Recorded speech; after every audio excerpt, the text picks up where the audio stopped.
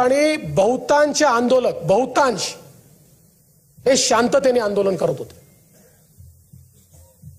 ज्या प्रकारे भारतरत्न डॉक्टर बाबासाहेब आंबेडकरांना अपेक्षित आहे त्याप्रमाणे पूर्ण प्रशासनाला सहकार्य करून त्यांनी ते आंदोलन केलं।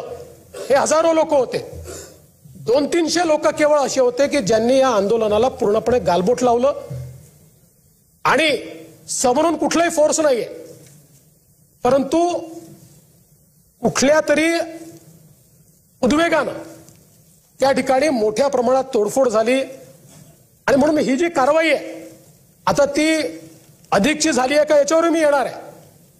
पण एक गोष्ट या सभागृहाने देखील लक्षात घेतली पाहिजे की जर बहुतांश लोक शांततेनं त्या ठिकाणी आंदोलन करत असतील तो राईटफुल अधिकार आहे।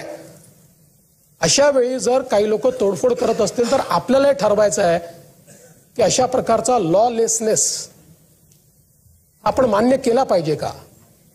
एक कोणीतरी मनोरुग्ण अशा प्रकारची कारवाई करतो आणि त्याच्यानंतर आपण बघा लोकांचं नुकसान किती झालंय। या ठिकाणी सरकारी कार्यालयांचं नुकसान तर आहेच, पण सामान्य जे नागरिक आहेत यांच्या गाड्या तोडल्या, टू व्हीलर तोडल्या, दुकानं तोडली, त्याचं देखील प्राथमिक नुकसान 1,89,54,400 कोटी रुपयाचं आहे।